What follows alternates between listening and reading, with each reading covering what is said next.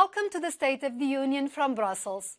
What used to be an extraordinary exception now appears to have become an almost monthly tradition at the European Union headquarters in Brussels.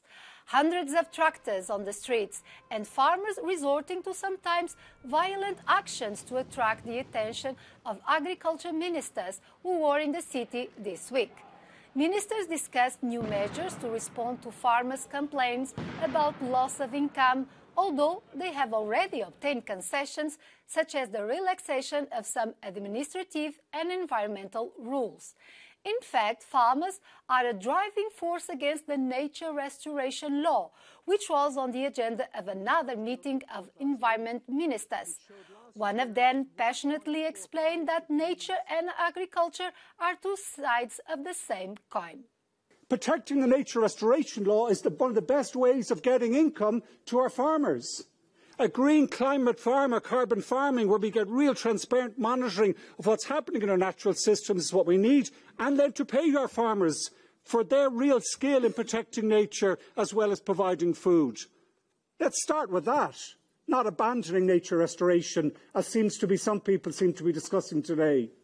Underscoring how the farmers' protests have a profound influence on politics, the vote on the nature restoration law, scheduled for that meeting of ministers, was postponed and there is no new date. Under the plan, member states would have to restore at least 20% of the Union's degraded land and sea areas by 2030. This is an important part of the European Green Deal, which seeks to set the world's most ambitious climate and biodiversity targets. To discuss how to break out of this impasse, I interviewed Faustine Bas-Defos, Director of Nature, Health and Environment at the European Environment Bureau. The nature restoration law was presented by the European Commission as crucial to preserving biodiversity, combating climate change and achieving food security. How likely it is that it will be adopted with rules that are effective? The EU is the continent that is warming the fastest, and that climate risks are threatening its energy, food security, ecosystems. Now, it is important to stress that there was a deal on the table, that there were months of negotiations between the Council and the European Parliament.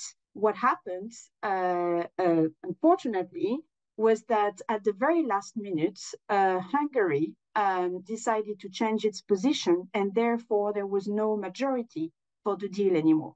Now it is important to say that it is not dead, and that in the coming weeks, we very much hope that a majority will be found. So farmers and foresters complain that the law will reduce their productivity.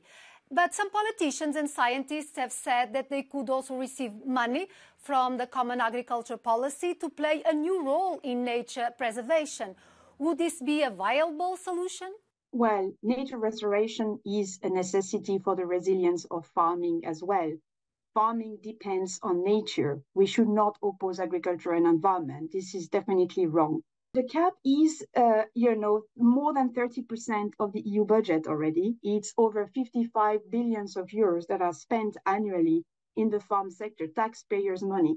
The problem with the Common Agricultural Policy today is that it is not a tool for the transition, and that 80% of that 30% of the EU budget goes to 20% of the beneficiaries, and not necessarily the ones who need it the most, and not necessarily the ones who are farming with nature as we speak now. So on another aspect, this law could also play a role in increasing the natural mechanisms for absorbing the polluting gases. The environment ministers analyzed the European Commission's new proposal to reduce these gases by 90% by 2040 in comparison with the 1990 levels. Do you think it will be accepted by the European Union governments? The problem already with that communication was that while it was clear that there was a need for having a specific target for agriculture, 30% for agriculture, this was not in the proposal eventually or in the communication of the Commission. So we can already start wondering whether or not we will manage to reach that 90% without having a specific focus also on agriculture where efforts are needed. So we very much hope that they will accept and they will show their support to it. And if we want to reach climate neutrality by 2050, we need to reduce, to follow that 90% reduction by 2040. Faustine Bas-Desfossés, thank you very much for your contributions to the program. Thank you. And now let's talk about consumer rights and big technology companies. One of the objectives of the Digital Markets Act, which came into force in March, is to prevent consumers from being tied to products or services of a single company. The act will be put to the test with the first investigations into Apple, Google and Meta. The European Commission announced this week that it will inquire into suspicions of various restrictions and limitations on the part of these three companies, known as gatekeepers, who could face fines of up to 10% of their global turnover. We will continue to use all available tools should any gatekeeper try to circumvent or to undermine the obligations of the DMA.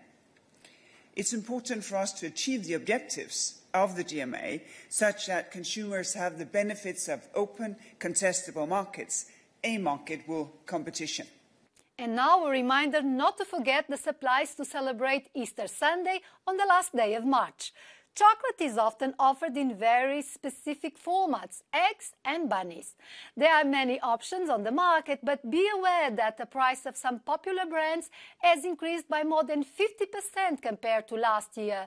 Prices have soared as climate change has affected cocoa crops in West Africa, where about 3/4 of the world's cocoa beans are produced.